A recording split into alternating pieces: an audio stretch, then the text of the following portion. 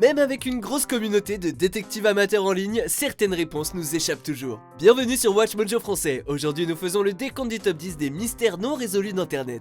Nous publions de nouvelles vidéos chaque jour, alors abonnez-vous et activez la petite cloche pour votre dose quotidienne de WatchMojo. Pour cette liste, nous passons en revue certains des mystères les plus populaires et étrangement persistants que l'on trouve sur internet ou qui ont un lien avec le web. Numéro 10, les mails de Jack Freeze.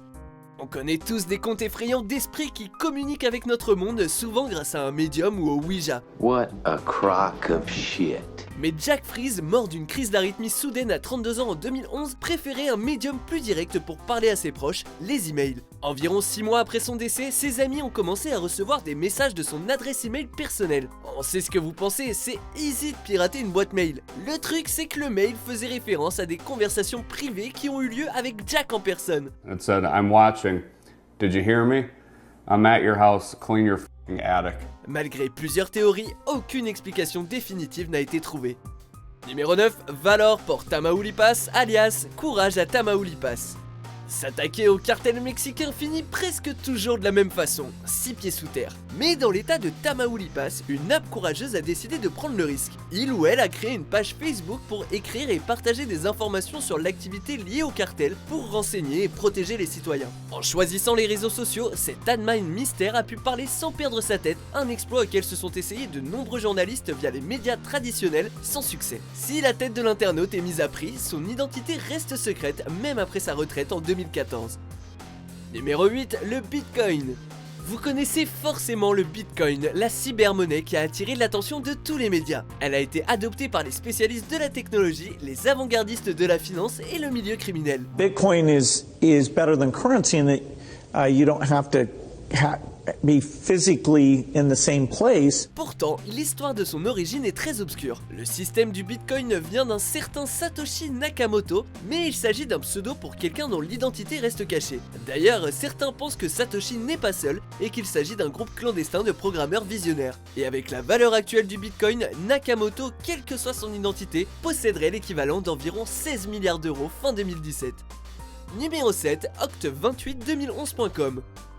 Tant de questions et littéralement aucune réponse. Cette étrange URL et son contenu encore plus chelou ont capté l'imagination des détectives d'internet et des complotistes en herbe en 2011. Pour certains, le 28 octobre 2011 coïncide avec une date marquante du calendrier Maya, mais il n'y a pas vraiment de rapport avec le contenu du site en lui-même. La page d'accueil consiste en des lignes cryptées et un numéro de téléphone qui mène à des messages étranges et perturbants. La structure déroutante du site change souvent et cache une variété d'images, d'instructions et de codes. Aujourd'hui encore, ce site captive même après son arrêt en 2015.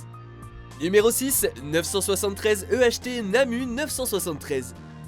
Bienvenue sur le site le plus dense, dédaléen et déroutant du monde. D'accord, on est sûr de rien vu qu'il existe plus d'1 milliard de sites, mais celui-ci reste un concurrent très sérieux et mystérieux. Tenter de naviguer à travers ce site internet est déjà une prouesse en soi puisqu'il contient apparemment des milliers de pages au contenu extrêmement dense. Mais analyser la grammaire et la linguistique de ce mélange écrasant de vers, tableaux et numérologie pourrait bien mener les esprits curieux à la folie. Vu l'aspect du site, c'est ce qui a dû arriver à son créateur. Numéro 5, les trous noirs d'internet. Certaines zones de l'espace sont si denses que la matière ou la lumière ne peuvent s'en échapper. Ce qui entre ne sort plus. Ce pouvoir cosmique fascinant a inspiré de nombreux récits de SF, mais a également donné son nom à un mystère terrestre, les trous noirs d'internet. Vous avez déjà envoyé un mail qui n'a pas atteint son destinataire mais n'a pas eu d'échec d'envoi comme s'il avait juste disparu? Erased from existence. Alors il est peut-être tombé dans un trou noir d'internet, un phénomène qui pose une colle aux chercheurs. En gros, l'information se perd en route sans aucune explication tangible quant à sa destination. Did you get my emails? Did you see that I paged you? I did not. Numéro 4, les messages de John Titor. Tout le monde aime les voyageurs du temps. Where we're going, we don't need roads. En 2000, quelqu'un a posté des messages sur un forum à propos de voyage dans le temps en décrivant sa machine à remonter le temps.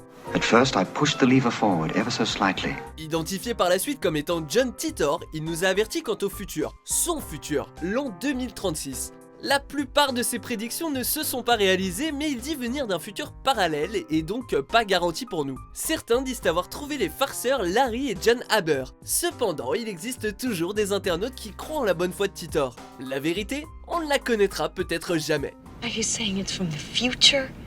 One possible future. From your point of view, I don't know tech stuff. Numéro 3, le Markovian Parallax Denigrate. Dans les années 80, Usenet, un précurseur d'internet, était le premier système de réseau qui permettait aux ordinateurs de communiquer entre eux. Il a popularisé des termes comme FAQ, flaming et le plus important ici, le spam. Le Markovian Parallax Denigrate est le nom donné à un énorme spam qui a frappé les comptes Usenet en 1996. Une suite de mots vraisemblablement aléatoires qu'on tente toujours de déchiffrer aujourd'hui. What does it all mean? On a fini par l'associer à Suzanne Lindauer, une militante anti-guerre qui aurait fait suivre des messages codés. Étrange assemblage de mots cryptés, d'informations gouvernementales ou juste spam sans signification, à vous de voir. In the computer. It's so simple. Numéro 2, Cicada 3301. Les mystères passionnent. D'où le carton de livres comme le Da Vinci Code et de séries comme Sherlock Holmes. The name Sherlock Holmes and the address is 221B Baker Street. Mais Cicada 3301 est un mystère qui, en dépit de son apparence très SF, est ancré dans la réalité. Personne ne connaît son identité ou son but, mais ce groupe secret poste certains des puzzles les plus difficiles du monde sur internet, puis étudie minutieusement le peu de personnes qui réussissent. Pourquoi? Tous ceux qui réussissent arrêtent de parler à la presse? On ne sait donc pas. Certains pensent qu'il s'agit de hackers, d'autres y voient une méthode de recrutement de la CIA. Numéro 1, A858. Comme Reddit est le centre communautaire de résolution de problèmes en ligne, il est logique qu'il abrite l'un des plus grands mystères d'internet. A858 est le diminutif d'A858 DE45 F56 D9 BC9, le nom d'un utilisateur et d'un subreddit qui a posté des messages codés complexes. De 2011 à 2016, de nouvelles lignes de code sont postées tous les jours. Certaines sont déchiffrées, mais prises individuellement, elles ne mènent pas à grand chose. A858 a même donné lieu à des forums approfondis, amenant finalement plus de questions que de réponses. Quel que soit le projet, il est à présent terminé, mais le but reste incompris. En voilà un sacré mystère. Why oh why didn't I take the blue pill? Vous êtes d'accord avec notre sélection? Jetez un coup d'œil à ces autres super vidéos de WatchMojo français et n'oubliez pas de vous abonner pour être au courant des nouveautés.